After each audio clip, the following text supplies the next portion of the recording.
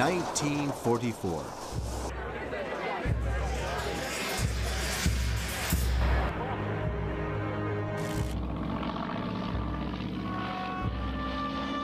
The Allies are ready to drop more than 2 million tons of bombs on strategic locations in Germany with day and night raids.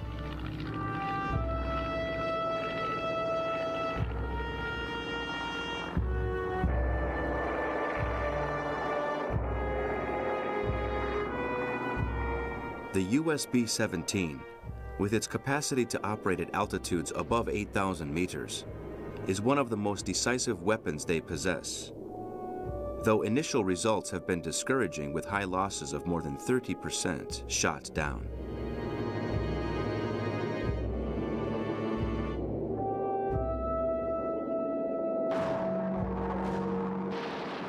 The Luftwaffe and anti-aircraft batteries with Krupp-manufactured flak guns ferociously defend the German skies.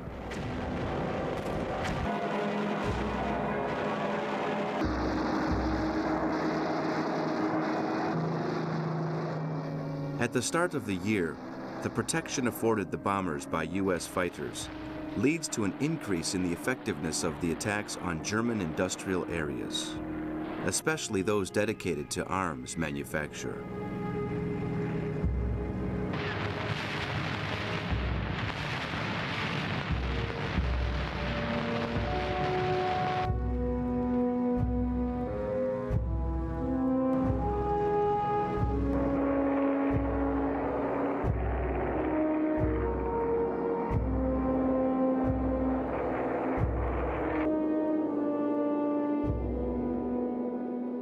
Hitler's Air Force has great difficulties defending against the numerous Allied attacks. Having lost hundreds of planes in their first line of defense, and the pilots who remain in action have orders to take off only when important objectives are threatened.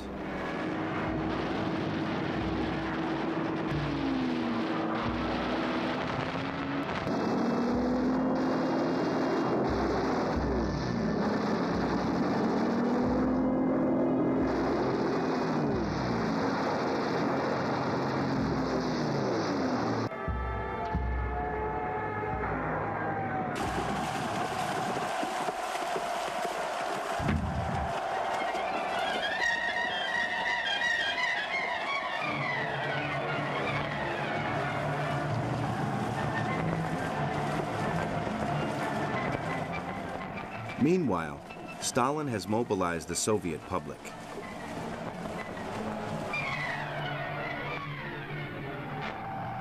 From the remotest parts of the country, thousands of men join the struggle against the enemy, forming an army of more than 6 million well-armed soldiers, with their minds set on victory.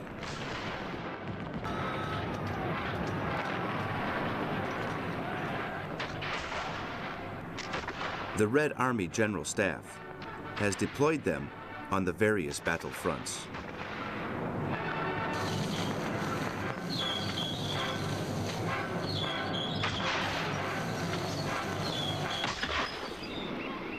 After 3 years' struggle against Nazi power, the Soviet troops and Navy prepare for the great counteroffensive.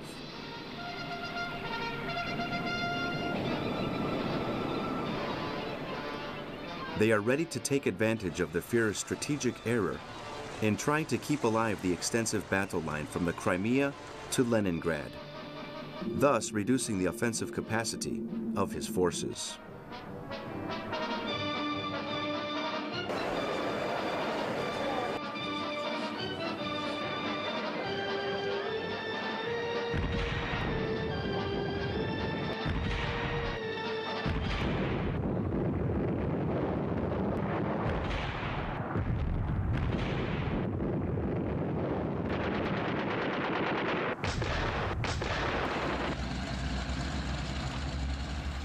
In the north, the Red divisions on the Volkhov, Leningrad, and Baltic fronts roll back the German garrisons situated in that sector, while in the south, the large ports of the Black Sea, Sebastopol and Odessa, occupied by troops under General von Manstein, are the objective of the Soviet fleet, determined to retake them at any price.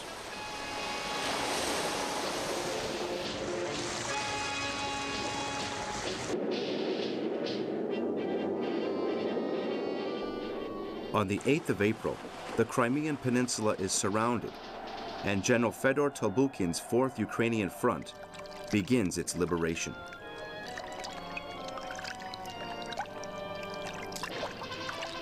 Soviet planes bomb Sebastopol and Odessa, while its navy shells the German positions.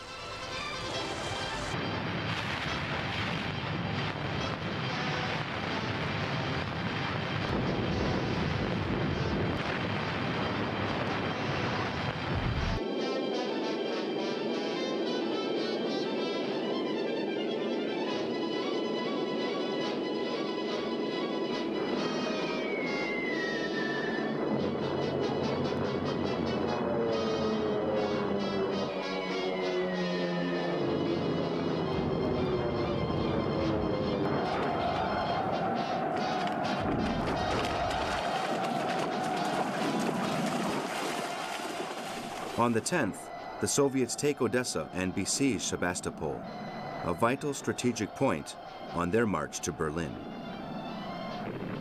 Retaking the city has great symbolic significance for the Soviets, while its loss is symptomatic of retreat and disaster for the Germans.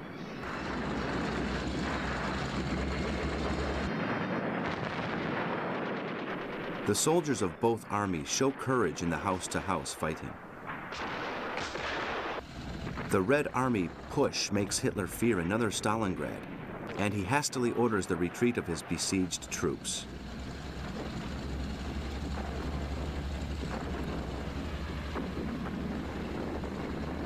They leave behind 100,000 men dead and wounded.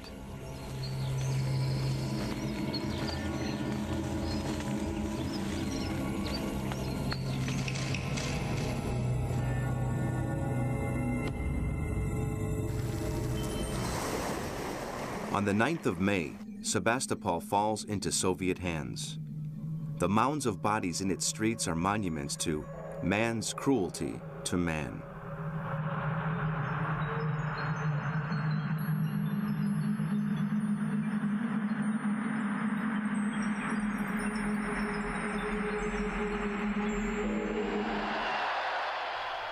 By the 11th, Stalin and his high command, Stavka, have their plans ready for operations in the summer.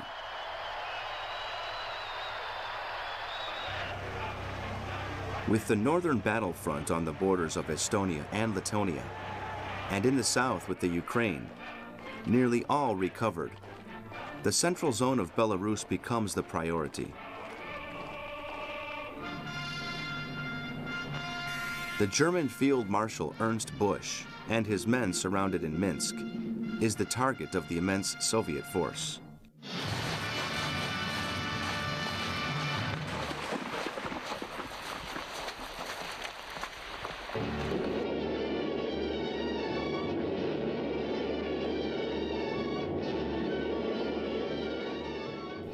In June, the Luftwaffe is seriously weakened, and its ability to defend against Allied operations has been drastically reduced.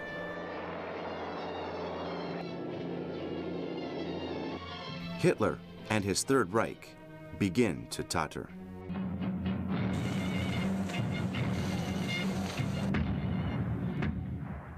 From the Baltic to the Crimea, the Soviet attack on land and sea, and in the air, is unstoppable, destroying the myth of the Nazi fortress.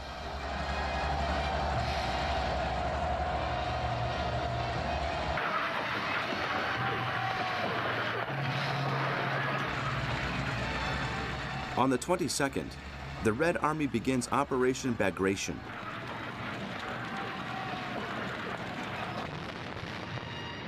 The Soviet Baltic First Front attacks to the north of Vitebsk and manages to open a corridor of more than 12 kilometers through the German divisions.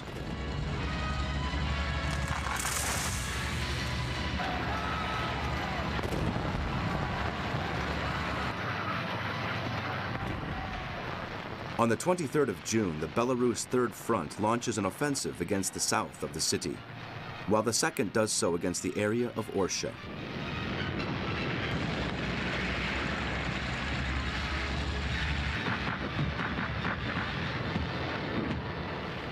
Unable to stop the Soviet attack, which has destroyed the 3rd Panzer Army, Field Marshal Busch asks Hitler to be allowed to retreat. In response, the Nazi leader immediately relieves him of his command and replaces him with Field Marshal Walter Model, who is currently at the head of the army in the north of the Ukraine.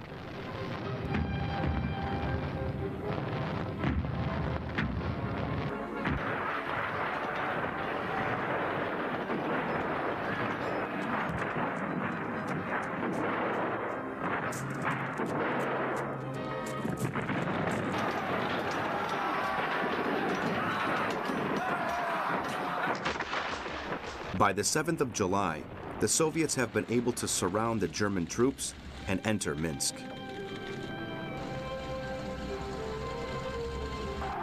One week later, the Ukrainian and Belarus fronts attack together and carry out an enveloping operation in the Brody area, killing 45,000 German soldiers.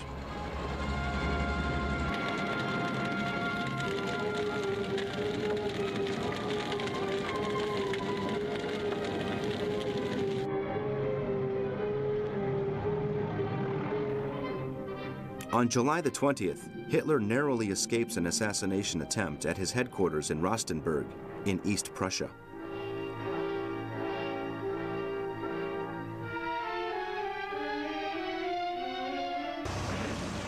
Meanwhile, the Red Army reaches the River Bug on the Polish border. From the Baltic to the Black Sea, the Germans collapse in the face of the tide of the millions of men that make up Stalin's armies.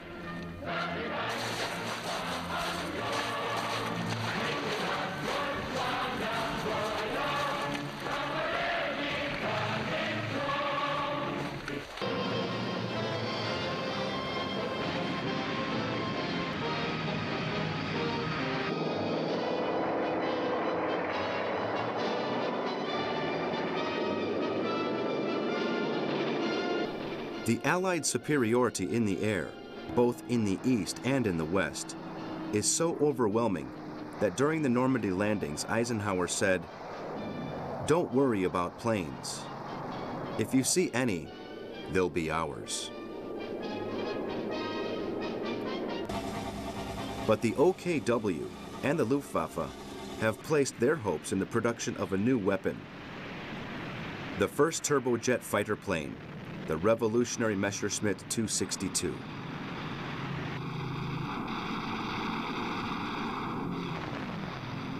The few models that have been tested show that it is capable of inflicting a great deal of damage, and the enemy does not have means to fight against it.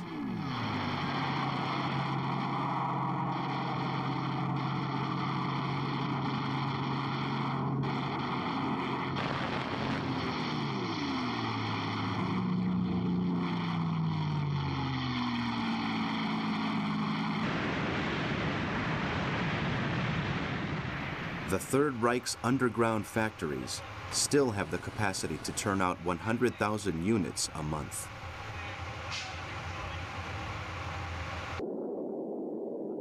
The Allies are aware of this and intensify their air attacks, increasing the power of destruction.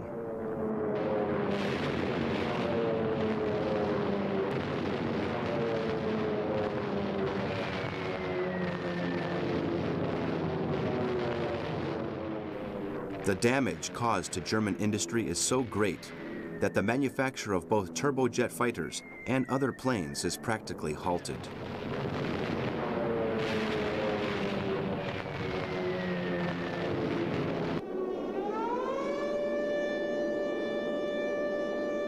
The air war reaches maximum intensity.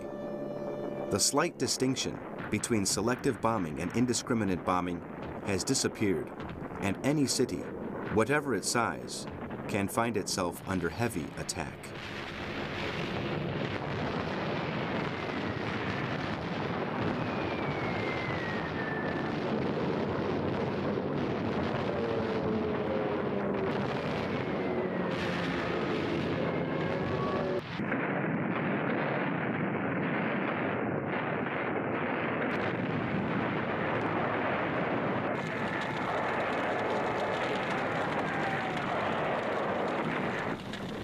Even so, the German population managed to keep up its morale. "Our walls can crumble, but never our hearts," is the phrase that appears above the rubble and defines the resilience of a country immersed in a tragedy it does not understand.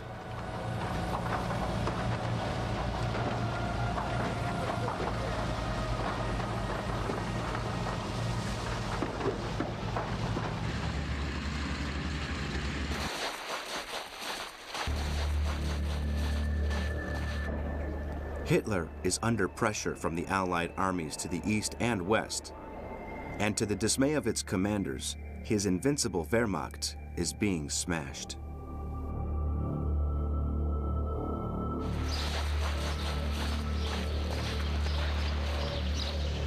Not journeyed all this way. For his part, Churchill and some members of the British government believe a German negotiated surrender could end the war quickly and avoid more deaths and desolation. They are also worried about the expansion of communist power, something that has preoccupied the British leader since 1917. But Roosevelt rejects this path. He had said at the Casablanca Conference in January 1943 that the end of the war would come with unconditional surrender on all fronts.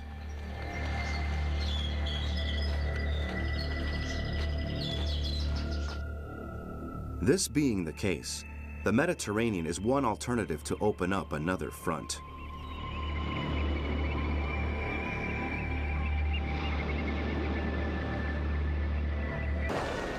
Five divisions are withdrawn from Italy to form the nucleus of the forces under General Alexander Patch that will invade southern France. The plan involves carrying out landings to the east of Marseille and Toulon in order to afterwards begin a new offensive to the north from the French Riviera. The Allied General Staff know all the details about the German troops in the area, as they are being watched by the French resistance, who inform the Allies about their movements.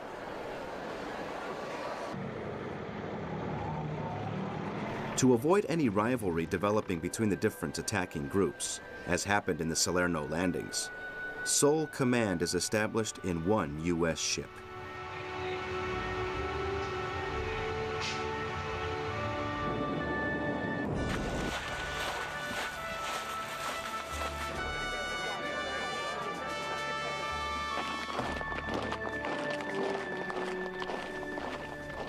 On the 12th of August, the ships, full of soldiers, concentrate in the Bay of Naples. Despite efforts to keep the operation secret, the German Secret Service knows about it, and General Johann Brankovic sends 30,000 men to the south coast of France.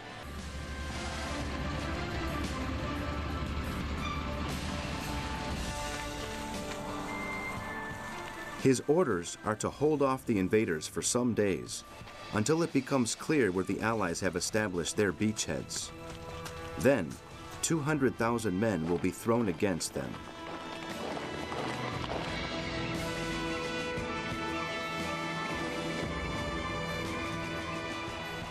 But both Brankovic and the General Staff have forgotten an important factor: Allied air power. The Luftwaffe can only count on around 100 planes to defend the Côte d'Azur, as most of their aircraft are desperately fighting in the north of the country.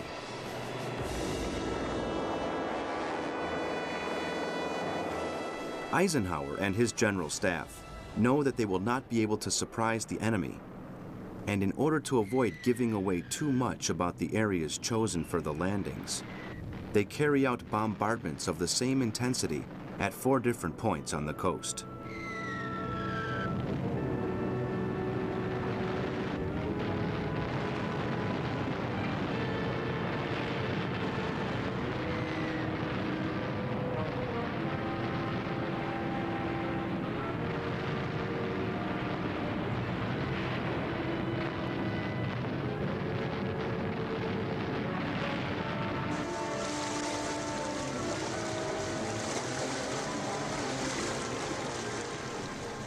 On the 15th of August, the convoys cross the Strait of Bonifacio en route to Toulon and Cannes, while groups of minesweepers clear the area of operations, which covers the coast from Saint Raphael to the coast of Cavalieri.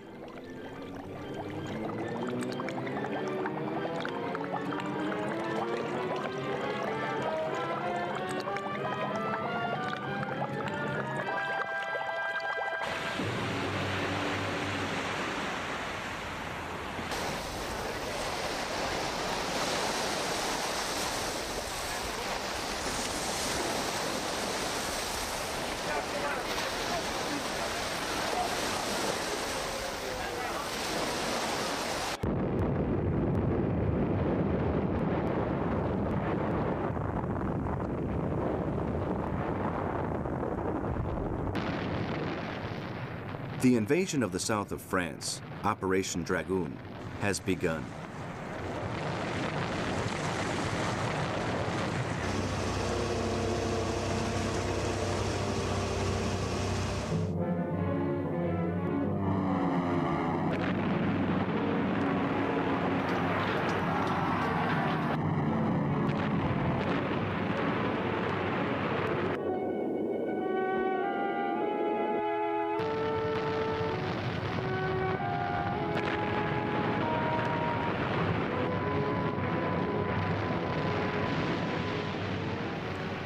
"400 planes fly over the Mediterranean, with more than 5,000 paratroopers from the 1st Division who make their jumps to occupy positions in the Lemuy area.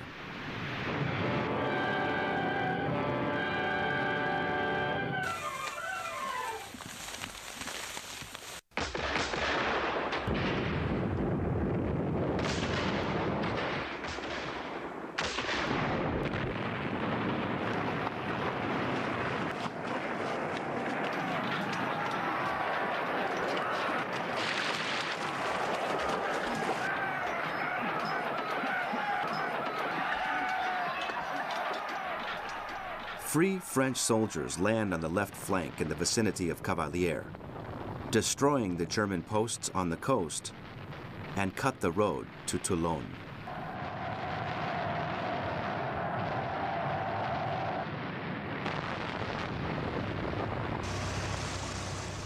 At 8 o'clock in the morning, the first message reaches the command ship. Landings on schedule. Opposition weak.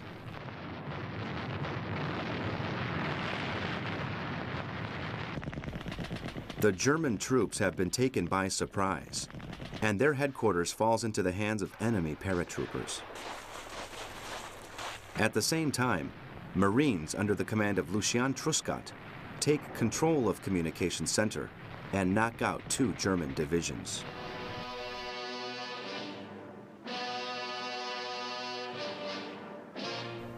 The collapse of the Reich forces sent to hold off the Allied advance continues. Thousands of German soldiers surrender, ruining the plans of Brankovic.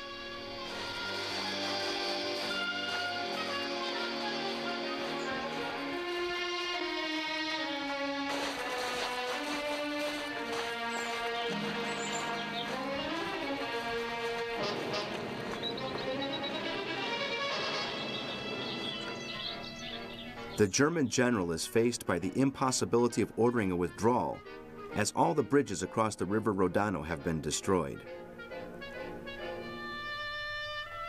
Without transmissions, there is only one chance of escape: along the road running parallel to the river, which passes through Montélimar.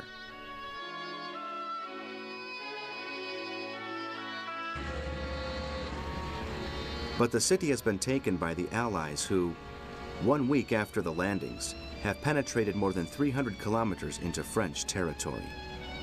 Truscott orders his troops to cut off the enemy retreat.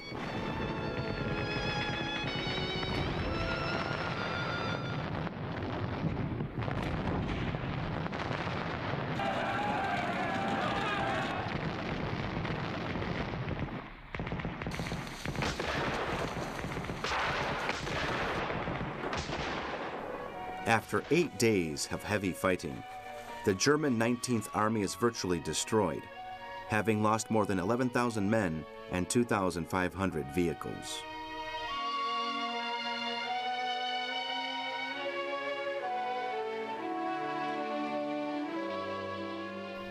On the 23rd of August, the Maquis take control of the important city of Marseille. Its population welcomes the liberation with tears of joy, but also of sadness for all those who did not make it.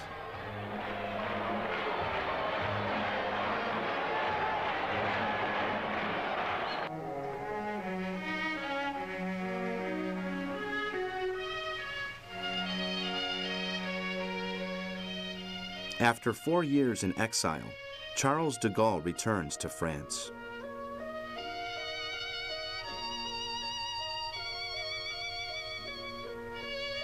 The inhabitants of Normandy welcome him with open arms, answering the doubts that the U.S. commanders have about him. The French general has repeated hundreds of times over the radio the same message: that if the Nazis do not want to die at the hands of the French, then they must return home.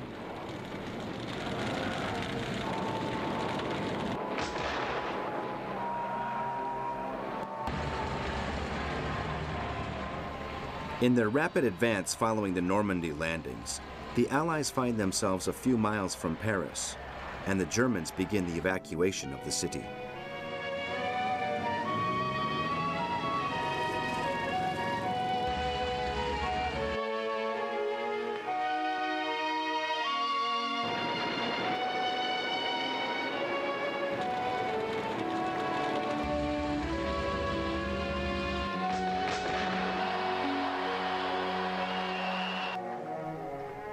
After a week of street fighting, on the 25th of August, Marshal Philippe Leclerc and his armored vehicles make their triumphal entry through the Porte d'Orléans.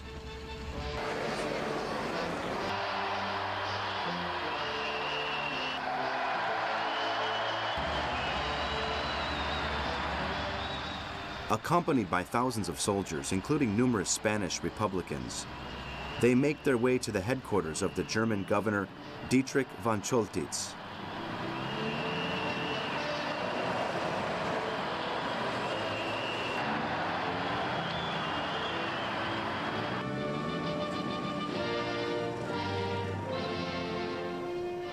Choltitz disobeyed Hitler's orders by refusing to destroy the city's most emblematic buildings before Allies arrived. And although there are still pockets of resistance, he signs the surrender of the capital.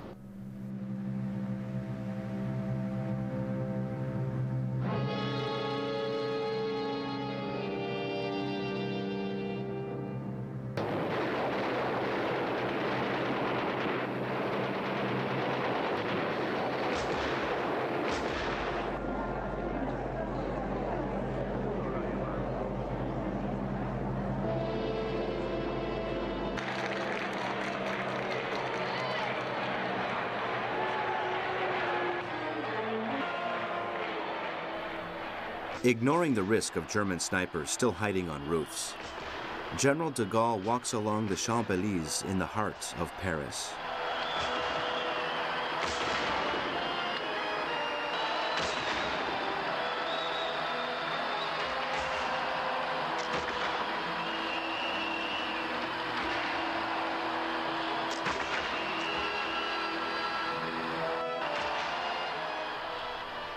Life means little in comparison with the dignity of the country, he said.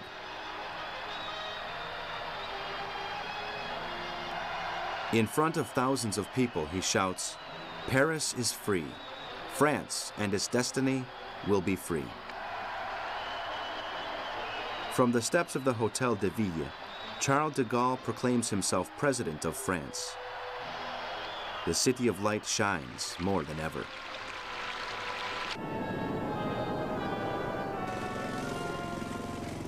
Meanwhile, the Germans retreat to the German frontier. On the 11th of September, General Patton's men regroup in Châtillon and prepare to undertake the march on Berlin.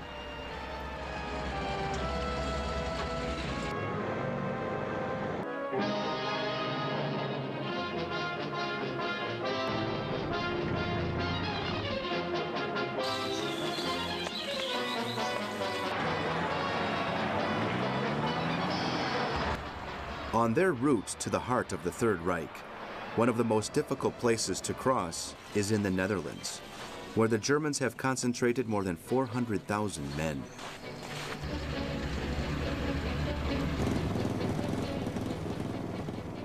Most of these are in the area of Arnhem, which is defended by the 9th and 10th Panzer Divisions, together with numerous anti-aircraft batteries.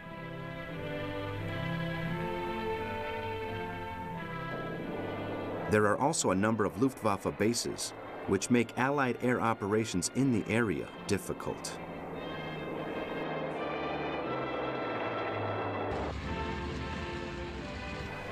In mid-July, Eisenhower asked his commanders to prepare a plan to intervene in this area.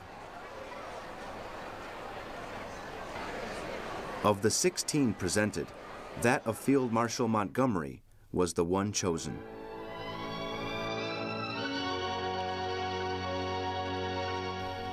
Operation Market Garden aims at the conquest of Holland through a massive airborne operation.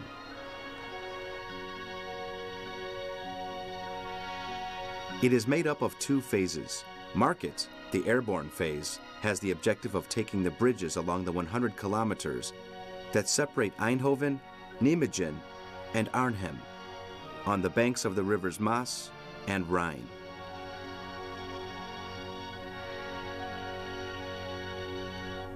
The Garden phase includes the land operations that will be carried out at the same time by the British 30th Armored Corps, who are to cover the distance between the 3 cities in only 2 days to link up with the paratroopers. Once Arnhem is occupied, Montgomery intends to advance eastwards and penetrate the German industrial zone of the Ruhr, with the intention of destroying the heart of the Reich and becoming the first to reach Berlin.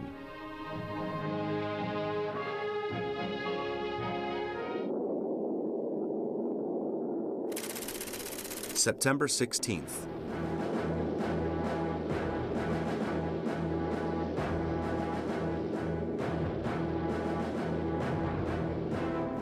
Lancaster and B-17 bombers, escorted by Spitfires and P-51 Mustangs, attack the routes and artillery emplacements near the area where the paratroopers will carry out their operations.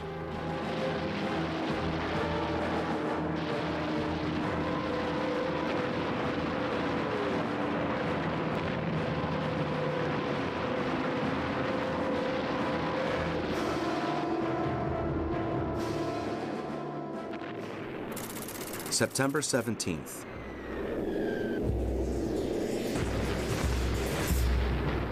In the early hours, the Allied planes continued their incursions over the German anti-aircraft defenses, from Walcheren Island to Arnhem.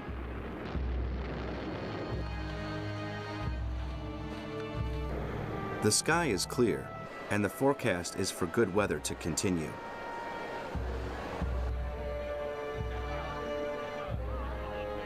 At 8 o'clock, the British planes and gliders take off from 24 aerodromes in the south and Midlands of England, en route to the objective.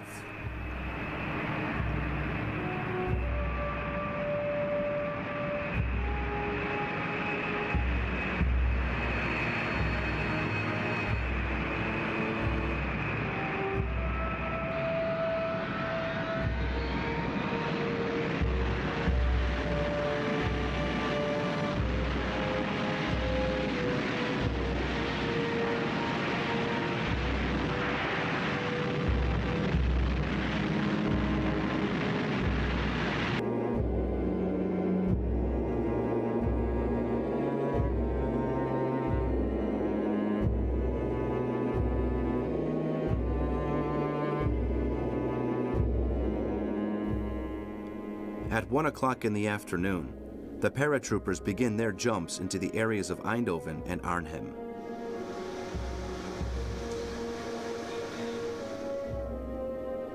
In charge of the enormous airborne force is General Brereton.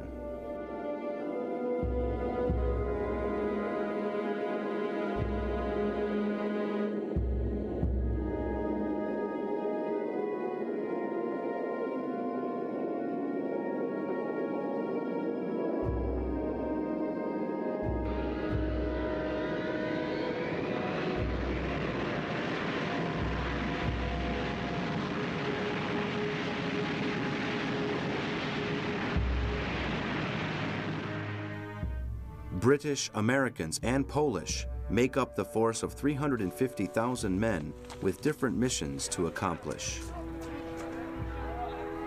The U.S. 101st is to occupy Eindhoven and the connections between Zoon, Oendenrode, and Veghel, and the Waal Rhine in Nijmegen, and the British 1st to control the bridges over the River Neder.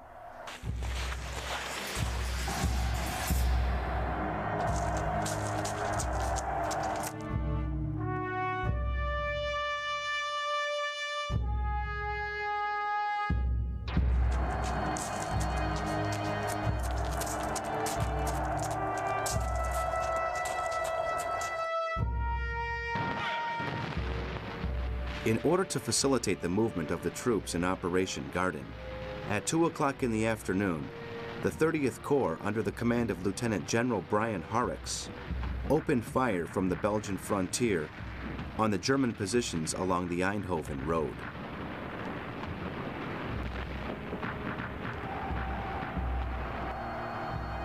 Encountering less anti-aircraft opposition than expected, the first part of the operation is successful.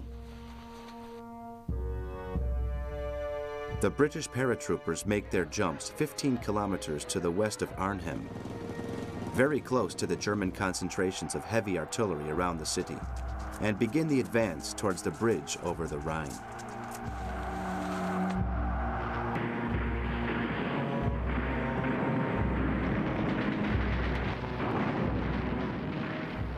Other units in this first wave remain close to the places where they land, waiting for the arrival of those following them.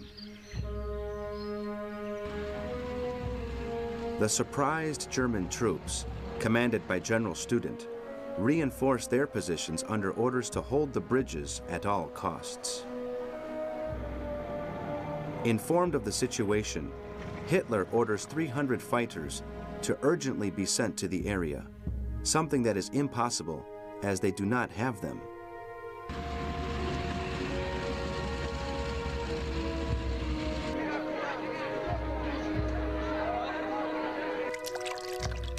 The British have managed to take control of the southern end of the bridge at Arnhem.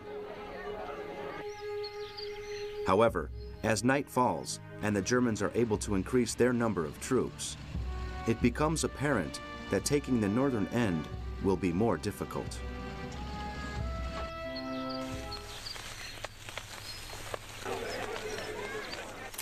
September 18th.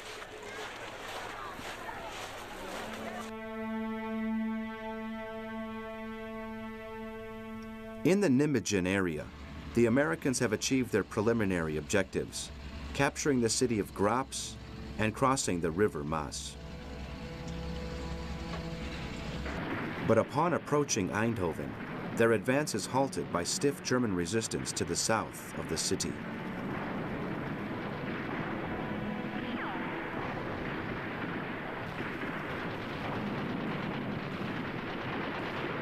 Meanwhile, the British units that have crossed the Dutch frontier head northwards, firing Tiffin missiles.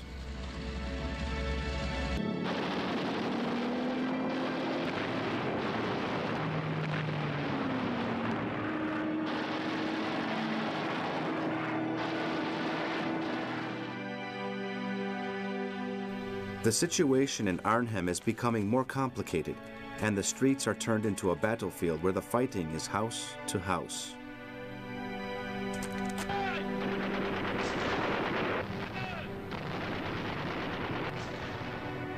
The combat intensifies, and new troops and panzers enter the area in force. Keeping control of the bridge is an absolute priority for the Germans.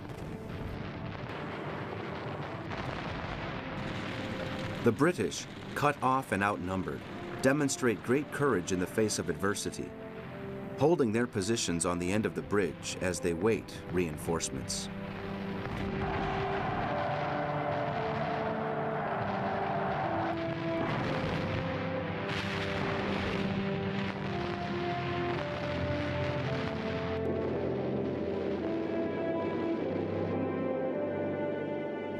At dusk, the next wave of paratroopers make their jumps. The Germans, alerted, kill hundreds of them before they even touch the ground, turning the action into a complete failure.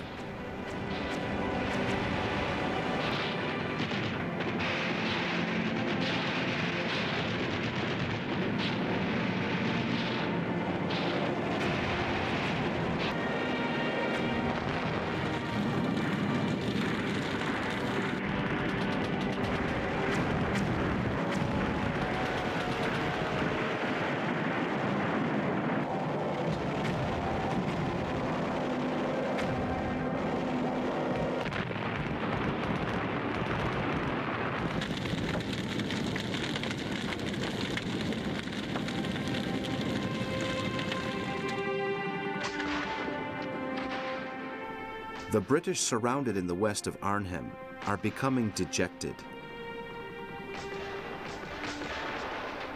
Their ammunition is running out, and unless they receive help urgently, they will be swept off the bridge by the German tanks. Their only hope is to resist until the arrival of the British Second Army, situated to the south.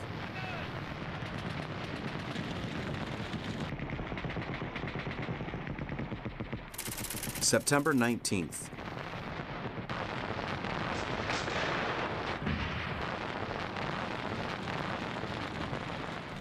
The Germans continue to receive troops and armored vehicles. The Luftwaffe, in the absence of Allied aircraft, is in command of the skies. Meanwhile, at Arnhem Bridge, the British paratroopers are hard pushed to hold off the German pressure, and in Nijmegen, the Americans suffer significant losses. Close to Eindhoven, the battle is a bloodbath.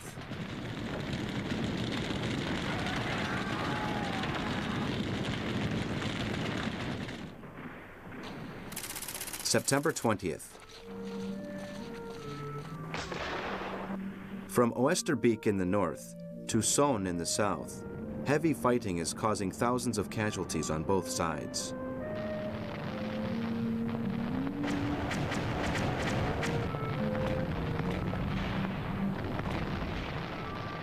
The cities have been turned into rubble, and at the end of the day, there is a truce to recover the wounded.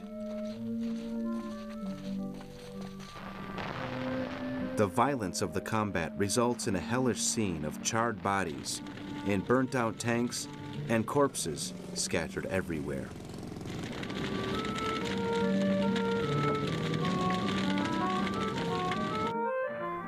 Field Marshal Walter Model reorganizes his command and leaves the troops fighting in the west in the hands of General Gustav von Zangen. Those in the east are under General Kurt Student, and those at Arnhem, together with the panzers, in the command of General British.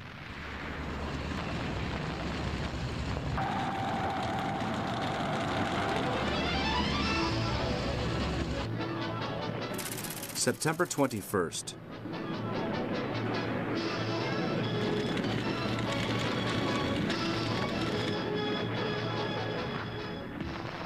The German armored vehicles unleash a powerful counteroffensive at Arnhem, and the British are forced to give up their bridgehead and retreat.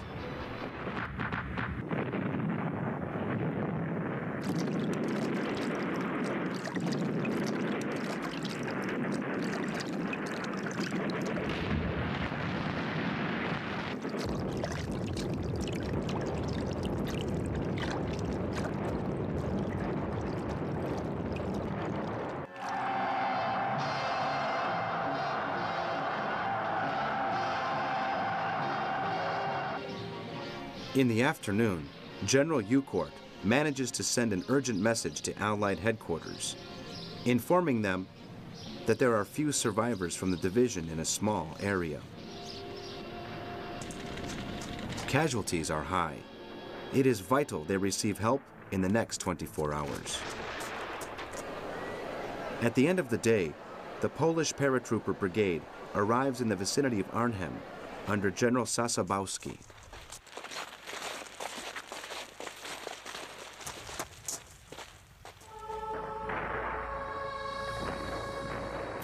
September 22nd.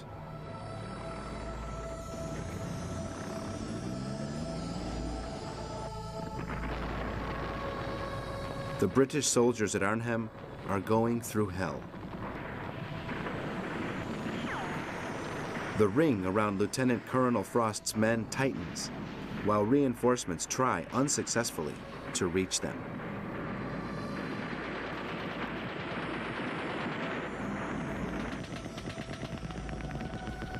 Horrocks' divisions that, according to Montgomery, were to take 48 hours to arrive, still have not appeared after a week of ferocious fighting.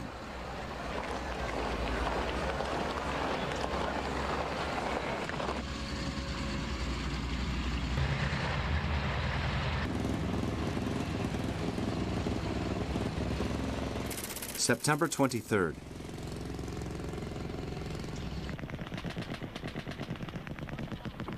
Model orders British to raise Arnhem.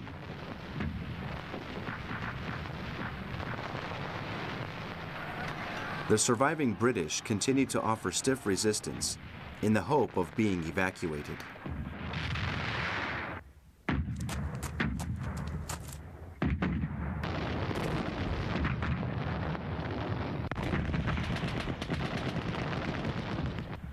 Meanwhile, in Wegel, the Allies keep the way to Nijmegen closed to halt the German counterattacks with heavy losses.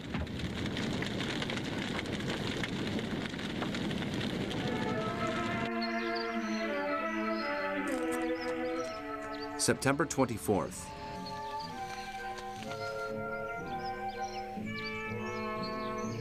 The differences of opinion between von Rundstedt, the commander-in-chief of the Western armies, and Hitler become increasingly apparent. While the former proposes a withdrawal to the River Meuse, the Führer decides to send more troops to the front, accompanied by the fearsome König Tiger tanks.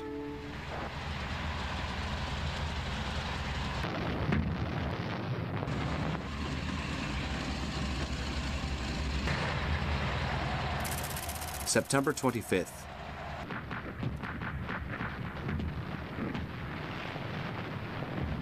The British and Americans launch Operation Berlin to evacuate the surviving forces at Arnhem. During the night of the 25th to the 26th, 2,000 soldiers managed to escape. For the remainder, the ruined city will be their grave or their prison.